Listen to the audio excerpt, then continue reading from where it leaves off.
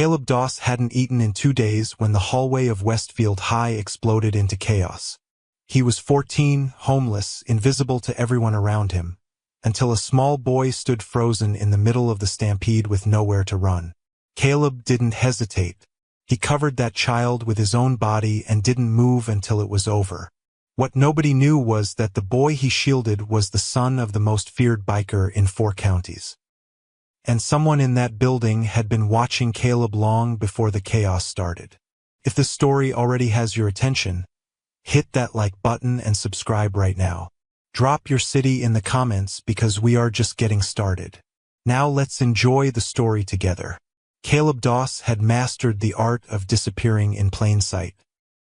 He walked through the front doors of Westfield High at 7:12 every morning with his head angled down and his steps measured, the way a person moves when they have learned that drawing attention costs more than it returns.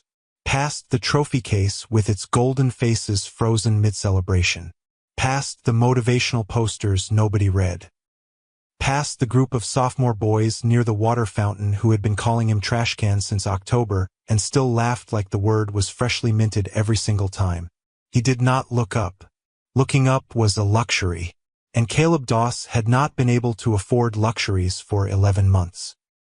What the hallways of Westfield High did not know, what the teachers filling attendance sheets did not know, what the counselor with the dream big poster above her desk absolutely did not know, was that Caleb had been surviving completely alone since the previous October.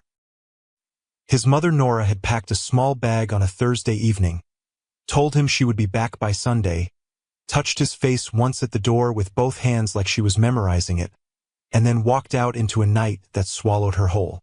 Sunday came. Monday came. The refrigerator ran down to 3 eggs and a jar of mustard. The landlord changed the locks on a Wednesday. After that, Caleb moved like water. Wherever there was a gap, he slipped through. A shelter on Denton Avenue for 3 weeks until a fight broke out and the staff called the police and he slipped away before anyone could file paperwork on him. A back stairwell in the Marriott on 5th for 2 weeks until a security guard with tired eyes started his rounds earlier than usual. A parking garage after that, level 3 corner spot, where the heating vent from the floor below pushed warm air up through a grate and made sleeping on concrete almost bearable. Almost. The garage on 5th Street got raided at 3:50 in the morning on a Tuesday. Not police. Just the building manager and 2 men with flashlights sweeping the level and shouting.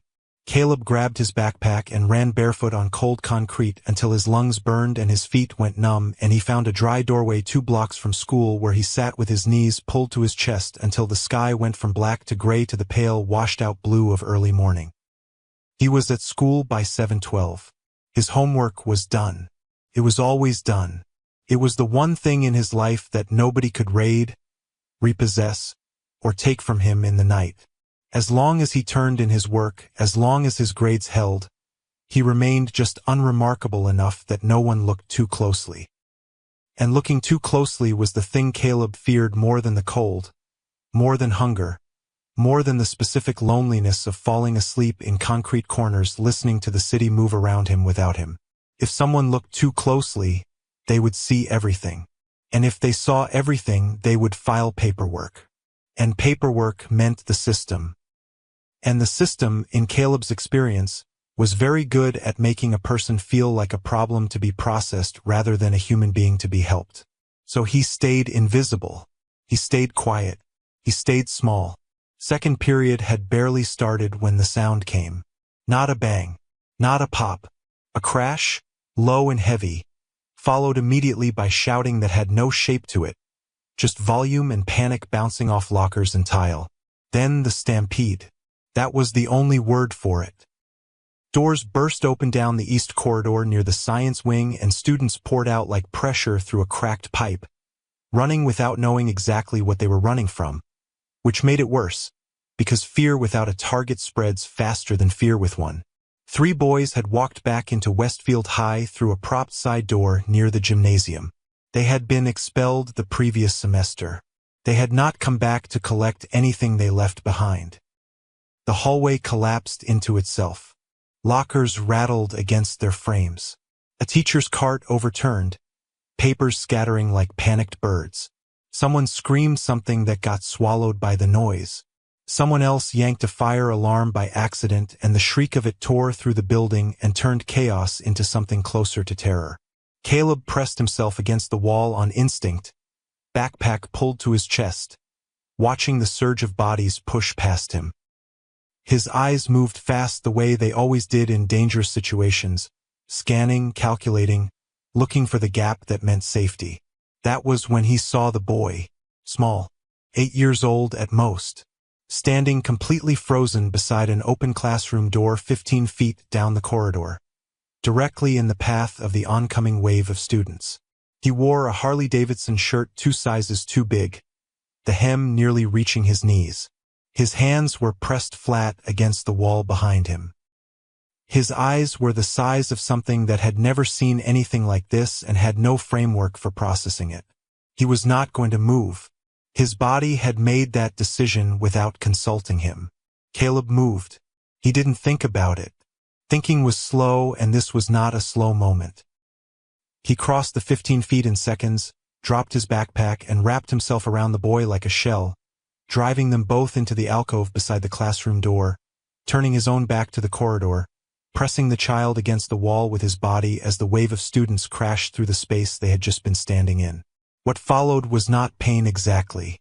It was impact. An elbow caught Caleb across the jaw with enough force to make his teeth click together. A shoulder drove into his ribs from the left. Something hard and unidentified clipped the back of his skull, and his vision went white at the edges, then gray, then slowly back to the flickering fluorescent light of the corridor. He felt the skin on his right hand open against the brick wall, felt something warm sliding from his temple down toward his ear. He did not move.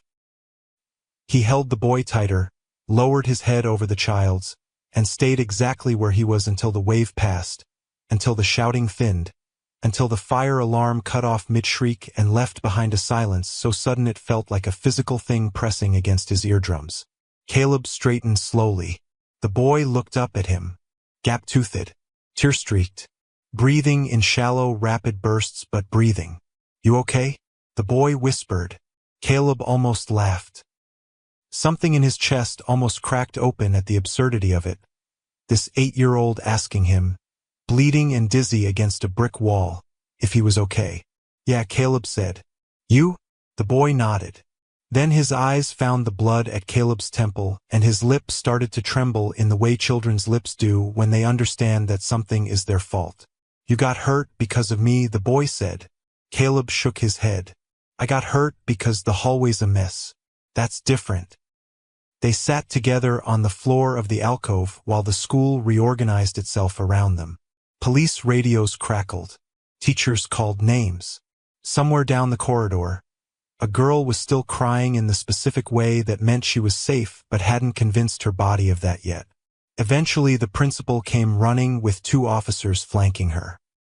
She found her son, because that was who the gap-toothed boy turned out to be, the principal's son, brought in that morning for a district shadow program, sitting on the floor beside a quiet, bleeding stranger with duct tape holding his left shoe together. It took the school nurse 4 minutes to locate a first aid kit. It took the front office 40 minutes to realize that the boy who had shielded the principal's son had no emergency contact listed in the system, no home address, no guardian signature on any document from the current school year. Caleb sat in a plastic chair against the wall of the main office with his backpack on his lap and his hands folded on top of it, and listened to adults talk about him in that particular tone people use when they are discussing a situation rather than a person. He kept his eyes on the floor. He had learned that eye contact invited questions, and questions unraveled the careful architecture of invisibility he had spent 11 months constructing. Then the front door of the office opened. Heavy boots on tile. A presence that changed the air pressure in a room without announcing itself. Caleb felt it before he saw it, the way you feel a weather shift before the clouds arrive. He looked up. A man stood in the doorway, broad, road-worn. A leather cut across his shoulders with a desert wolf's patch that meant something to everyone in this county who understood what patches meant. His eyes moved across the room with the efficiency of someone who had long ago stopped needing to look twice at anything. They found Danny. Something in the man's chest visibly released. Then they found Caleb. And they did not move on. The man crossed the room in 4 steps and crouched down directly in front of the plastic chair, bringing himself level with Caleb's eyes with the kind of deliberate calm that is more unsettling than aggression because you cannot predict it. He studied Caleb's face for a long moment. The cut at his temple, the scraped hand, the duct-taped shoe. Then he asked a single question. And it was not the question Caleb expected. It was not, "Are you all right?" or "What is your name?" or "Where are your parents?" It was quieter than all of those. And somehow, in the way it landed in Caleb's chest, it was the most dangerous question anyone had asked him in 11 months. Caleb's throat tightened. His fingers pressed hard into the fabric of his backpack. He had no safe answer. And the man was still waiting. The question hung in the air between them like smoke.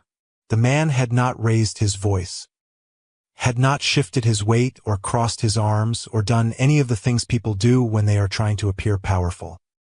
He simply crouched there in front of Caleb's plastic chair with his forearms resting on his knees and his eyes holding steady, patient in the way that only people who have learned to wait out genuinely dangerous situations can be patient. Not soft, not warm, controlled, like an engine running at full power with the throttle deliberately held back. Caleb had learned to read adults the way other kids read textbooks. Survival had made it necessary. He could identify the social worker expression, professional concern layered over quiet exhaustion, within 3 seconds of a face appearing in a doorway. He could spot the teacher who was about to report something versus the teacher who had already decided it was not their problem. He could tell the difference between someone asking "How are you?" because they wanted an answer and someone asking it because silence made them uncomfortable. This man was none of those categories. This man was asking because he already suspected the answer, and he wanted to see whether Caleb would tell the truth or construct something faster. "You ate today, son?"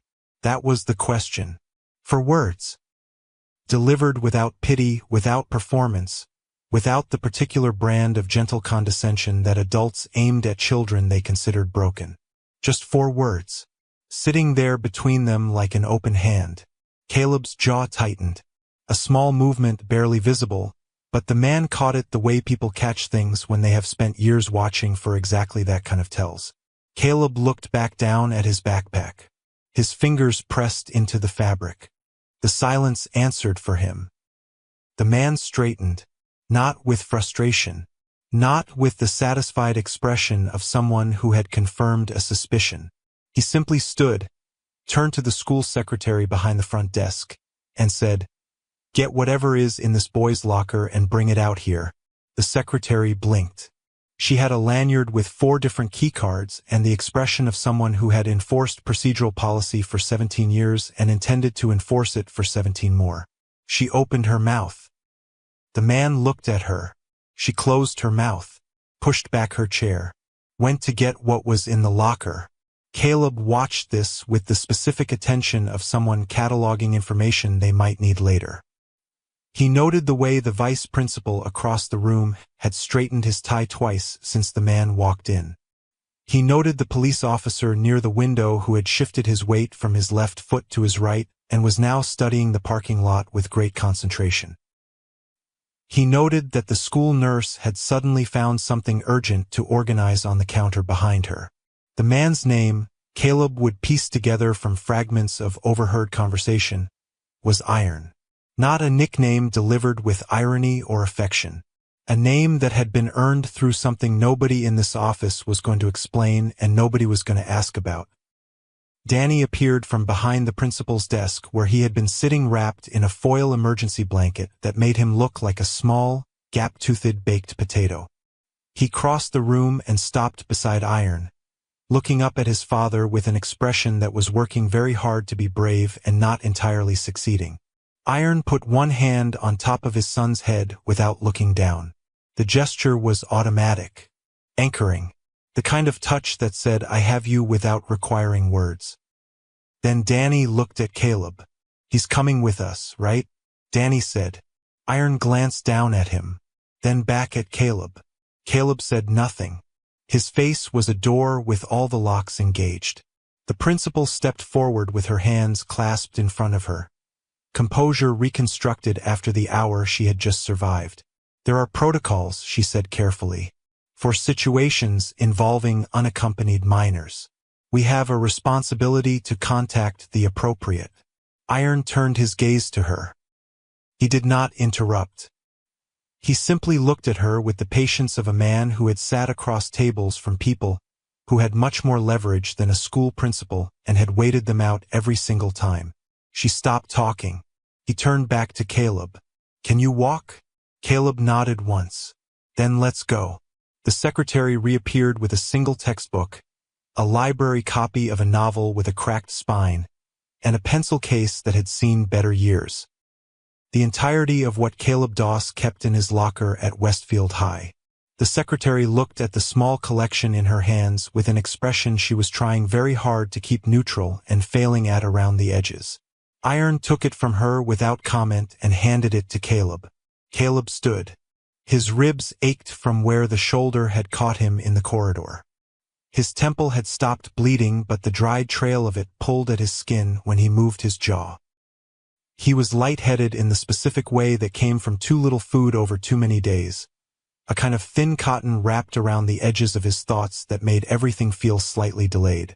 He followed Iron and Danny out of the office. The hallway was quieter now.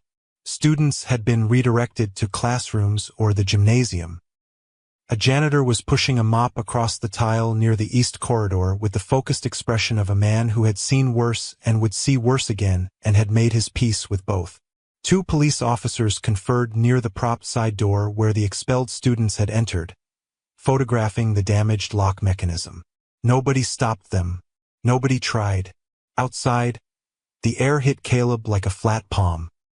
Cold, sharp, carrying the particular smell of a morning that had not finished deciding what kind of day it intended to be. The parking lot was not empty. 3 motorcycles sat in a row alongside Iron's truck. The men leaning against them were not identical, but they shared something, a stillness, a quality of attention, the look of people who had agreed a long time ago that they would show up when called and had never once broken that agreement.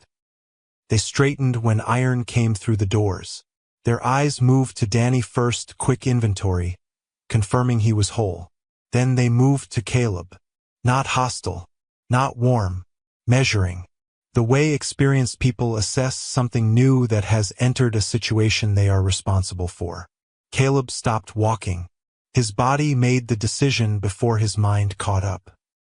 11 months of survival instinct did not simply switch off because a man with controlled eyes had bought him out of a school office.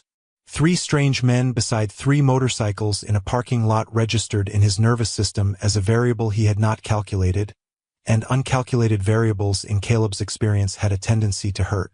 Iron noticed. He stopped 2 paces ahead and turned back without impatience. "Those are my people," he said. "They're not here for you. They came for him."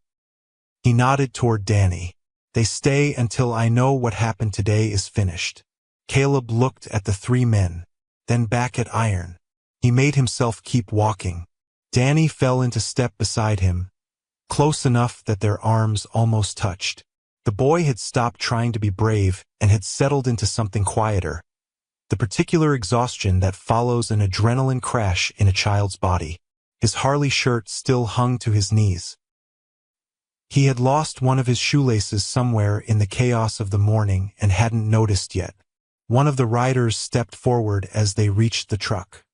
He was lean, weathered, with the kind of face that had been rearranged at least once by something that wasn't a surgeon.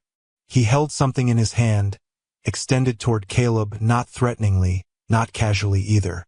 Deliberately, like he had been waiting for the right moment to do this and had decided this was it. Caleb looked at what the man was holding.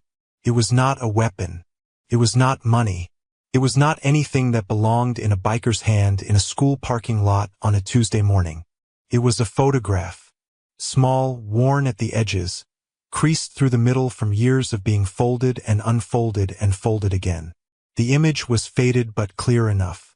A woman standing outside a diner, laughing at something off camera, one hand raised against the sun. Behind her, barely visible, the tail end of a motorcycle. Caleb knew that laugh. He knew that hand. He knew the exact specific way she tilted her head when something genuinely caught her off guard and delighted her, because he had spent 14 years watching it and had spent the last 11 months trying to forget it because remembering it made the nights longer and the concrete harder and the silence heavier than it already was. The photograph trembled in his fingers. His eyes moved from the image to the rider who had handed it to him. Then to Iron, standing a few feet away, watching his face with that same unhurried, careful attention. The parking lot was very quiet. Caleb's voice, when it came, was barely above a sound. "Where did you get this?" Iron did not answer immediately. He looked at Caleb with something that was not pity and was not strategy and was not any expression Caleb had a name for. Something older than all of those things. Something that looked uncomfortably like guilt. And in that pause, in the space between the question and the answer that had not yet arrived, Caleb felt the ground shift beneath him in a way that had nothing to do with the cold parking lot asphalt beneath his duct-taped shoes. Because Iron had opened his mouth to speak. And what he said next was not about the photograph at all. Iron said her name was Nora. Not is. Was. The single syllable of that word landed in Caleb's chest like something dropped from a great height. He felt it before he understood it, the way you feel a car accident in your body before your brain has finished processing what just happened. A deep, structural impact. The kind that rearranges things. He looked at Iron. Studied the man's face for the tell that would reveal this was a mistake. A coincidence.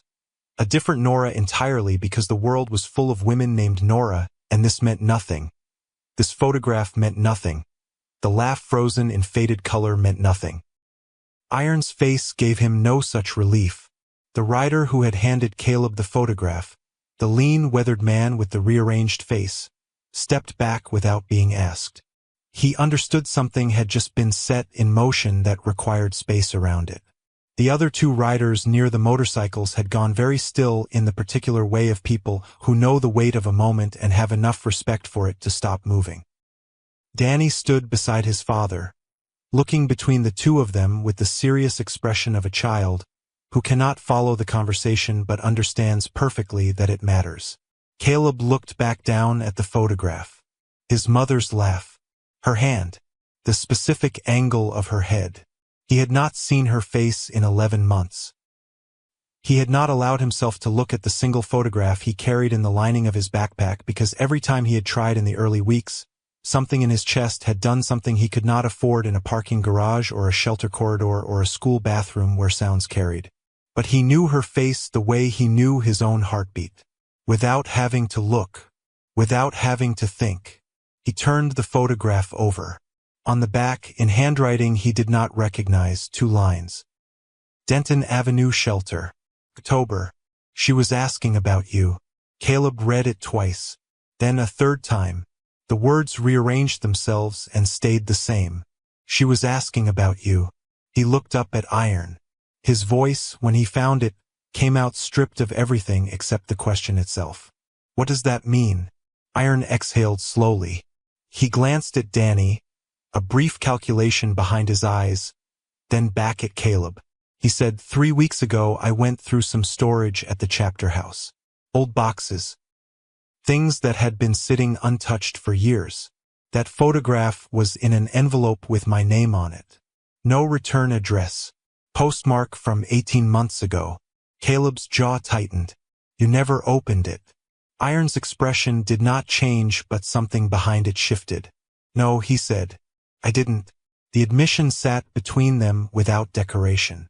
Iron was not a man who offered explanations or apologies as a reflex. The fact that he had offered this one, plain and unembellished, told Caleb more than the words themselves did. He turned and opened the passenger door of the truck. Get in, he said. Both of you. Caleb did not move immediately. Every instinct that had kept him alive for 11 months was firing at once, cataloging exits, calculating distances, running the arithmetic of trust versus risk with the speed of something that had learned the hard way what happened when that calculation came out wrong. Danny touched his arm. Lightly. The way you touch something you are not sure will stay. Please, Danny said. My dad doesn't explain things to people. Ever. Caleb looked at the boy. At the oversized Harley shirt. At the missing shoelace. At the face of a child who had spent this morning frozen in a stampede, and had somehow come out of it more concerned about the boy who had shielded him than about himself. He got in the truck. The drive was 12 minutes. Caleb counted them. The city moved past the window in the flat gray light of a morning that had settled into overcast without committing to rain. Storefronts. A laundromat with a hand-painted sign. A gas station with one pump wrapped in a plastic bag. The ordinary texture of a city that did not know or care that something was unraveling in the cab of a truck moving through its streets. Iron drove without music. Without the radio.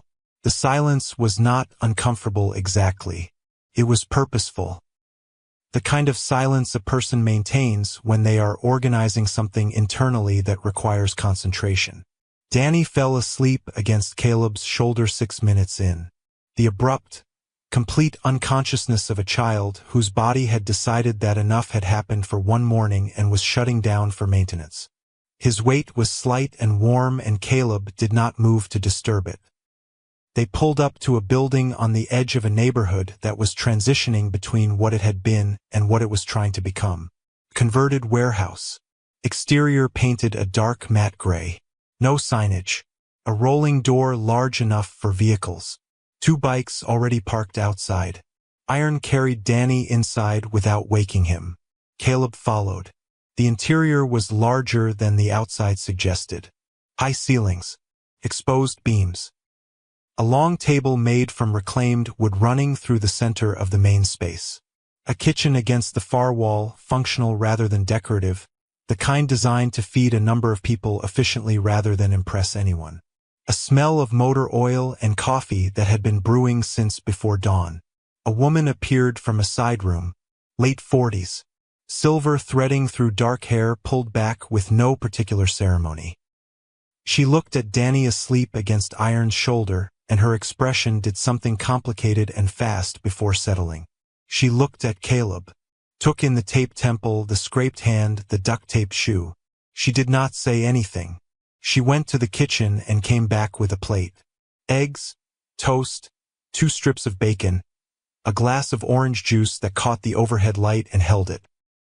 She set it on the table in front of a chair and looked at Caleb with an expression that was not an invitation so much as a statement of fact. Sit, she said. Caleb sat. He ate with the careful self-control of someone who understood that eating too fast after too long made the body rebel. But his hands were not entirely steady, and the first bite of egg hit his empty stomach like something coming home. He kept his eyes on the plate. He kept his breathing even. He did not allow himself to react to the food the way he wanted to, because reacting meant feeling, and feeling in front of strangers was a vulnerability he could not calculate the cost of yet. Iron settled Danny on a couch at the far end of the room, covered him with a jacket, and came back to the table. He sat across from Caleb and folded his hands and waited until the plate was half empty before he spoke. Your mother's name was Nora Doss, he said. She left Westfield 11 months ago. She did not leave because she wanted to. Caleb set down his fork. His eyes came up. Iron continued. 8 months ago, she made contact with someone in our network. Not me directly. A mutual connection. She was trying to reach me specifically. The message she sent was 3 sentences. She needed to know if I was still running the chapter.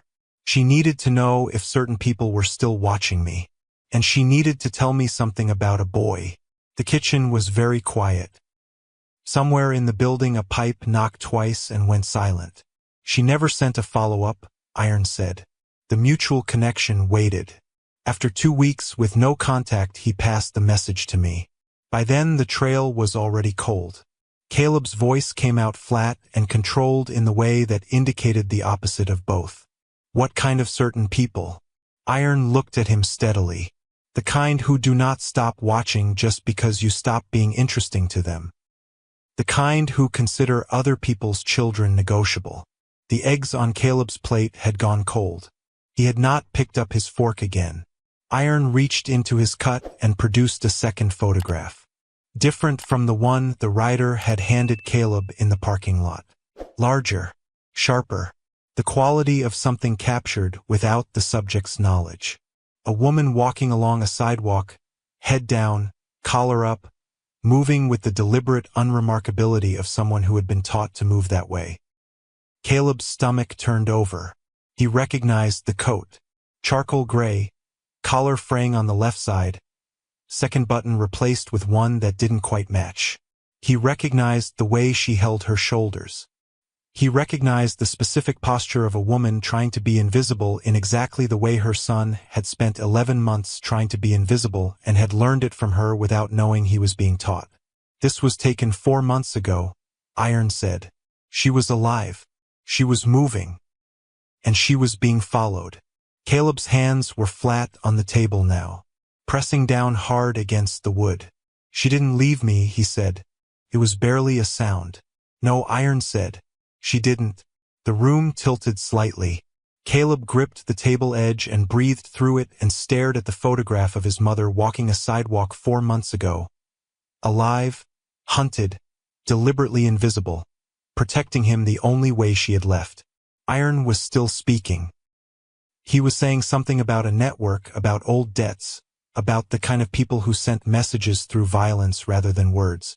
Caleb heard the sounds of the sentences without fully assembling them into meaning because his brain was occupied entirely with a single fact that was rewriting 11 months of a story he had believed about himself. She had not chosen to leave him. She had chosen to protect him. The distinction was everything. The distinction was the difference between a wound and a war.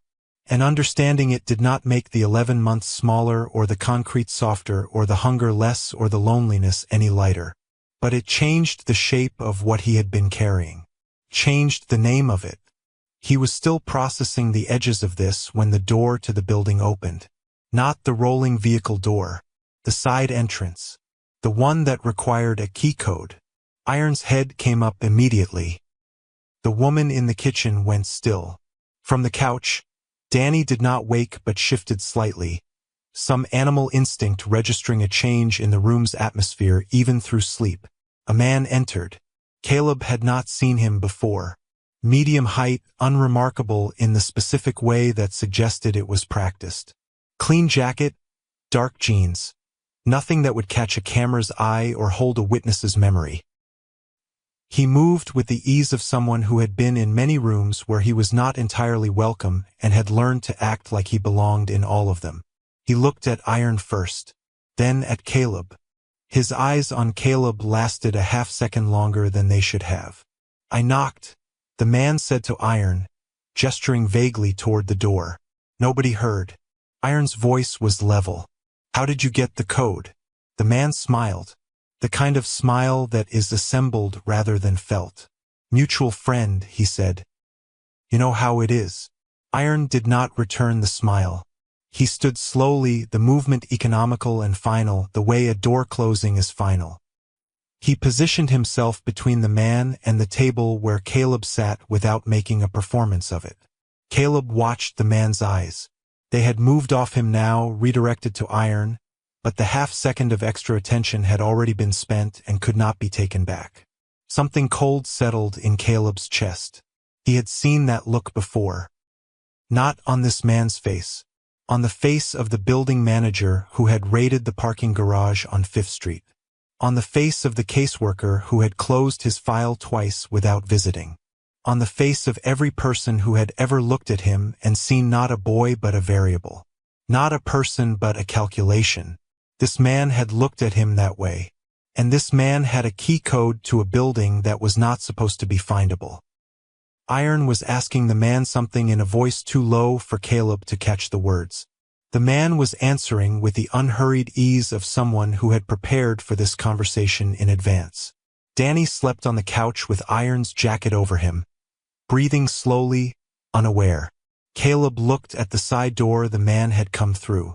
He looked at his backpack on the floor beside his chair. He looked at the photograph of his mother still on the table in front of him. And then his eyes went back to the man, who was no longer looking at Iron, who was looking directly at Caleb again with that assembled smile still in place. and who said, quietly, pleasantly, as though commenting on the weather, "You look just like her, you know?" The smile on the man's face did not waver. That was the thing about it. Most expressions, genuine ones, shifted and adjusted in response to the room. They flickered at the edges when the air changed. They contracted under pressure. This one did not.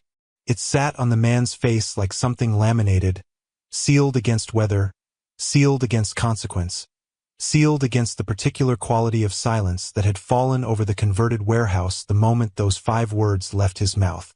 "You look just like her, you know?" Caleb did not move. He had learned a long time ago that movement in uncertain situations was information, and information given to the wrong person at the wrong moment was the kind of mistake that compounded. He kept his hands flat on the table. He kept his breathing measured. He kept his eyes on the man and catalogued everything available. The way the jacket sat slightly heavier on the right side than the left. The way his weight was distributed forward, ready, the posture of someone who expected the room to move and had already decided how to move with it.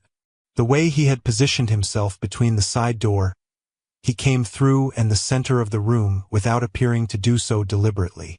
This man had done this before. Many times. In many rooms. Iron had not sat back down.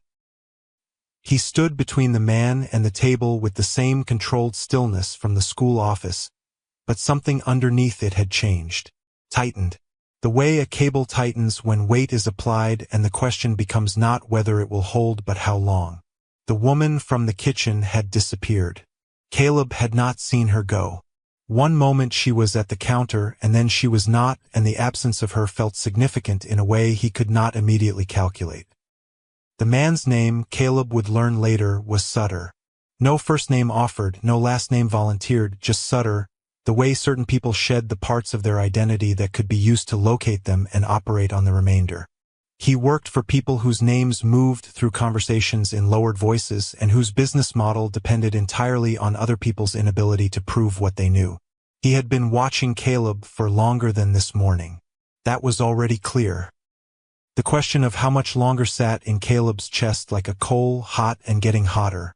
"You have her eyes too," Sutter continued conversationally, as though they were being introduced at something ordinary. "She always had very distinctive eyes. Hard to forget once you'd seen them." Iron said, "You have 10 seconds to tell me who sent you here." Sutter looked at him with the patient amusement of a man who had been threatened by people considerably more equipped to follow through and had outlasted all of them. "Nobody sent me," he said. "I heard about the incident at the school. Word travels. I wanted to make sure the boy was accounted for." "Accounted for," Iron repeated. "Safe," Sutter amended. Semantics. The side door opened again. Not Sutter coming back through it. Someone else. The 2 riders who had been outside with the bikes came in through the main rolling door simultaneously, the sound of it rising and falling covering the sound of the side entrance. They did not look at Sutter directly. They looked at Iron. Iron's eyes moved to them briefly, something passing between them that required no words, the specific shorthand of people who had operated together long enough that communication had compressed down to glances and posture. Sutter noticed. His smile adjusted by approximately nothing. "I'm not here for a confrontation," he said. He spread his hands slightly, a practiced gesture of openness that opened nothing. "I'm here because the boy is valuable to some people and those people want to make sure he's being looked after properly. That's all this is." "Valuable," Caleb said. The word came out before he decided to say it. Flat. Without inflection.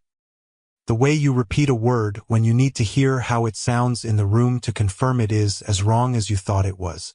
Sutter's eyes moved to him with the speed of someone who had been waiting for Caleb to speak and had positioned his attention accordingly. He smiled again, not unkindly, which was its own particular variety of frightening. "You're a smart kid," Sutter said. "Your mother always said that." Something behind Caleb's sternum pulled tight. He did not let it reach his face. "You knew her," Caleb said. Sutter tilted his head. "We had mutual acquaintances." Iron moved, not toward Sutter. He stepped to the side in a way that seemed incidental and was not, placing himself at an angle that changed the geometry of the room. The two riders had stopped near the rolling door. The configuration of people had shifted in the last 90 seconds, and Sutter's path to the side entrance was no longer as clean as it had been. Sutter assessed this without visible concern. Then he reached into his jacket pocket, slowly, the slowness itself a communication, and produced a business card. He set it on the edge of the table nearest to him. Not near Caleb, just present. Available. When you're ready to have a real conversation, he said, looking at Caleb, not at Iron. Caleb, there are people who can explain things about your mother that this man can't. Things she wanted you to know. He held eye contact for exactly long enough to make the offer feel genuine. Then he walked to the side door, opened it, and left. The room held its breath for 3 full seconds. Then Iron crossed to the side door in 4 strides and looked out. He stood there for a moment, scanning, then closed it and turned back. His expression had not changed, but the quality of his stillness had shifted from controlled to something closer to calculating. He's gone, one of the riders said. For now, Iron replied. Caleb looked at the business card on the table. Plain white. A phone number. No name. No company. Nothing that could be traced to anything if someone tried. He did not touch it. Danny was still asleep on the couch. The jacket had slipped from his shoulder and one arm dangled toward the floor, fingers loose. He had slept through all of it with the absolute unconsciousness of a child whose body had decided the people around him were handling it. Caleb envied him that. Iron came back to the table and sat. He looked at Caleb for a moment with that same measuring attention, reassessing something, recalculating in light of what had just happened. How long has he been watching you? Iron said. It was not phrased as a question. Caleb thought about the parked car outside Westfield High. The same nondescript sedan, 2 months of mornings, engine running, never anyone getting out. He had filed it away the way he filed everything that registered as potentially threatening, noted it, logged it, and moved it to the back of his mind because he had no framework for acting on it and no one to tell. 2 months, he said. Maybe longer. There was a car outside school. Iron was quiet for a moment. Then, did you tell anyone? Caleb looked at him. The look said everything about what his 11 months had been and who had been available to listen during them. Iron nodded once. Understood. He pulled out his phone. His thumb moved across the screen and he held it to his ear. 3 seconds. Then, get everyone available to the chapter house by tonight. No exceptions. He ended the call before the person on the other end had finished their first word. The next 6 hours moved in a way that felt simultaneously very fast and very slow. The woman reappeared from wherever she had gone during Sutter's visit, produced food, produced clean bandages for Caleb's temple, produced a spare phone charger that she set on the table without comment despite the fact that Caleb's phone had died 4 months ago, and he had not replaced it because replacing it required money he did not have. She moved through the space with the efficiency of someone who had spent years being useful in situations that required it and had stopped needing acknowledgement for it. Danny woke up at noon, ate 2 sandwiches, told Caleb about a video game with unnecessary detail and genuine passion, and the mundane normalcy of it was so disorienting that Caleb had to look away twice to keep his expression from doing something he did not intend. Iron made calls through the afternoon, never on speaker. Never where Caleb could fully hear. But the cadence of the conversations reached him in fragments, the low urgency of them, the specific shorthand of men discussing logistics that mattered, and Caleb understood enough to know that something was being assembled. By evening he understood what. The sound reached the warehouse before the lights did. A low rolling thunder from somewhere down the road that built gradually, the way weather builds, until it was not in the distance anymore but surrounding the building entirely. Caleb went to the single window that looked out onto the street and looked through the gap in the metal blind. Motorcycles, filling the street from one end to the other. Headlights cutting through the early dark in a line that stretched further than the window's angle allowed him to see. They came in groups, then more groups, engines dropping to idle as they parked.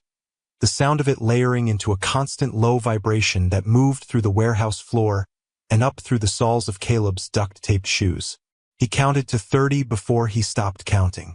Danny appeared at his shoulder. His eyes went wide. "Dad did that," he said quietly. "He called all of them." "For what?" Caleb said. Danny looked at him with the simple certainty of a child who has grown up understanding exactly what his father's world means when it decides something matters. "For you," he said. Caleb stared at the street, at the rows of bikes and the men on them and the patches catching the streetlight, chapters from places he had never been, faces of people who did not know his name this morning and had ridden through the night because someone they trusted had told them it was necessary. Something moved in his chest that he did not have a clean name for. Not gratitude exactly. Bigger than that and more complicated, threaded through with grief and confusion and something that felt dangerously close to the thing he had trained himself not to want because wanting it made the absence of it unbearable. Iron appeared beside him, looked at the street for a moment. Then he said, "There's something else you need to know. About your mother. About why Sutter was really here and what he meant when he called you valuable." Caleb turned from the window. Iron's face had the look of a man preparing to hand someone a weight and uncertain whether they can carry it. "Your mother," Iron said slowly, "didn't just run because she was scared. She ran because she found something. Something that certain people have been trying to locate for 2 years. Something they believe she passed on before she disappeared." Caleb's voice was very quiet. "Passed on to who?" Iron looked at him. The answer was already in the room. Had been sitting in the room since Sutter had looked at Caleb across the table with that laminated smile and said the word valuable like it was a kindness. "To you," Iron said. "They think she gave it to you, and they've been watching you for 2 months waiting to see if you'd lead them to it." The floor of the warehouse felt less solid than it had a moment ago. Caleb thought about his backpack. Sitting on the floor beside the chair where he had eaten eggs and toast and orange juice 3 hours ago. The backpack he had grabbed in the parking garage at 3:50 in the morning. The backpack he had carried every single day for 11 months because it held everything he had left in the world. The backpack he had never once thought to question because it had been with him so long it felt like part of his own body. His eyes moved to it slowly. Iron followed his gaze. Neither of them spoke. From somewhere outside, a phone buzzed. One of the riders knocked twice on the rolling door. Iron crossed to it and opened it a foot, listened, and went very still. He turned back to Caleb. "Sutter's car," he said, "is parked 2 blocks east. It hasn't moved since he left here." "He's still watching," Caleb said. Iron nodded. And then, from the couch where Danny had fallen back into the comfortable chaos of a child rearranging cushions, the boy held something up. Something he had found wedged between the couch cushions, small, flat, the size of a coin but thinner. "Dad," Danny said. "What's this?" Iron crossed the room in 3 strides and took it from his son's fingers. He held it under the light. His jaw tightened by a degree that on another man's face would have been invisible, and on Iron's face was the equivalent of an alarm. He looked at Caleb. "Sutter left us something," he said. His voice was controlled and very cold. "A tracking device." He held it up between 2 fingers. "He wasn't here to threaten us. He was here to find out where we'd go next." The warehouse that had felt like a safe place 6 hours ago now felt like something else entirely. Caleb looked at his backpack again, and for the first time he reached for it. Caleb unzipped the backpack slowly, not because he was afraid of what was inside. He had packed this bag himself, repacked it 100 times across 11 months, knew every item by weight and position the way a person knows the contents of their own pockets. The pencil case, the completed homework, the single photograph he had not allowed himself to look at, a spare pair of socks rolled into a tight ball, a library book 2 weeks overdue that he had every intention of returning. He knew what was in the bag. What he did not know was what his mother had put there before she left. Iron stood close but did not crowd him. The 2 riders near the rolling door had gone still. Danny had been moved quietly to an interior room by the woman with the silver-threaded hair, No explanation given, no argument accepted. The kind of calm authority that children comply with before they realize they have. The warehouse was very quiet except for the low, persistent rumble of engines outside, 200 bikes idling like a held breath, like the world itself waiting to see what the next 30 seconds produced. Caleb turned the bag upside down onto the table. Everything came out. The pencil case, the homework, the socks, the overdue library book, its cracked spine catching the overhead light. The photograph he still did not look at directly. A stub of a bus ticket from 8 months ago he had kept without knowing why. A broken watch with a cracked face that had belonged to a man at the Denton Avenue shelter who had pressed it into his hand one morning and told him time was the only thing worth keeping track of. He looked at the pile. Then he looked at the bag. If you have been with Caleb from the beginning of the story, you already know he is not the kind of person who asks for help easily. If this is the first time you are meeting him, understand that everything he has survived came down to this moment. Like this video, subscribe, and stay with us because what happens in the next 60 seconds changes everything. Iron reached across and picked up the library book.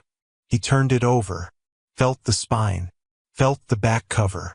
Then he held it under the light and tilted it slightly and ran his thumb along the inside of the back cover where the library pocket was glued to the end paper. The pocket had been reglued. Imperfectly, the edge lifted by a fraction that would mean nothing to anyone who was not specifically looking for it. Iron looked at Caleb. Caleb took the book back.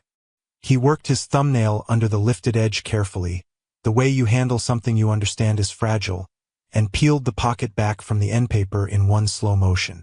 Behind it, folded 4 times into a tight square no larger than a matchbook, was a piece of paper. And behind the paper, adhered flat to the cardboard of the back cover with a strip of ordinary tape, was a device. Smaller than the tracking chip Sutter had left in the couch cushion. Different in design. Not a tracker. A storage drive. The kind that held information rather than broadcast location. The kind that was worth a very specific kind of danger to very specific kinds of people. Caleb set the book down. He unfolded the paper. His mother's handwriting. He would have known it in complete darkness by the shape of the letters alone, the way she looped her lowercase and pressed harder on the downstrokes, a habit she had never broken from whatever teacher had tried to correct it in whatever school she had attended in whatever life she had lived before she became his mother and he had not known to ask about. The note was not long. 7 sentences. But each one landed with the weight of something that had been written under pressure and in full knowledge that it might be the last clear communication she ever sent him. He read it once, then again. Then he set it flat on the table and stepped back because his legs needed the distance from it and his chest needed the room. Iron read it without touching it. The woman with the silver hair had reappeared in the doorway of the interior room. She read it from where she stood. Her expression moved through several things quickly and settled on something that was not quite grief and not quite resolve but occupied the territory between them. Nora Doss had not stumbled onto something dangerous by accident. She had worked for 2 years inside a network that used legitimate businesses as cover for the movement of money connected to people whose names appeared on documents that certain federal offices kept in rooms with restricted access. She had gathered evidence. Systematically, carefully, with the patience of a woman who understood that she had one opportunity to do this correctly and that doing it incorrectly would cost her son everything. She had copied that evidence onto the drive. She had hidden the drive in a library book she checked out in Caleb's name because his name was not on anyone's list yet, and she intended to keep it that way. She had left him the note so that when the time came, if the time came, he would know what he was holding and who to give it to. She had written Iron's name at the bottom of the note.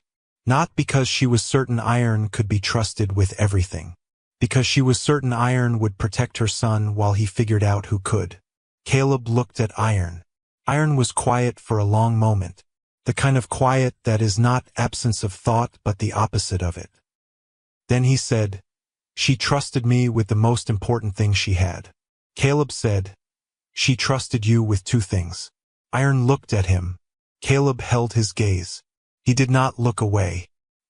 He was 14 years old, and he had slept on concrete and survived on half sandwiches and held a child he did not know through a stampede and sat across a table from a man with a laminated smile who had called him valuable like it was a compliment. He had earned the right to hold eye contact with anyone in this room. "I know," Iron said.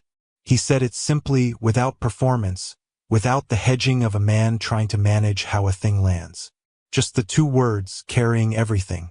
He picked up his phone, made a call, said 4 sentences, low and deliberate, ended it. Agent Vera Costini arrived 40 minutes later. She drove herself. No escort, no visible backup, though Caleb suspected the backup existed and was simply better at being invisible than most. She was not what he expected from the term federal agent, which he realized immediately was exactly the point. She moved through the room with the focused economy of someone who had been in worse situations with less time and had come out the other side with her conclusions intact. She looked at the drive for a long moment without touching it. Then she looked at Caleb with an expression that was not pity and not sentiment but contained within it something that resembled, carefully, recognition. Like she was looking at the conclusion of a very long calculation and finding that the answer was correct. "Your mother," Costini said, "built a case that 2 federal investigations failed to complete in 4 years. She did it alone, without resources, without backup, and without anyone knowing she was doing it. She said it the way facts are stated when they are also meant to be understood as something larger than facts." Caleb looked at the table. His jaw worked. "She kept you out of it on purpose," Costini continued. "Every decision she made, including leaving, was made to keep your name off every document connected to this. She succeeded. You are not in any of their files. You were never a target. You were a safeguard. The distinction, again.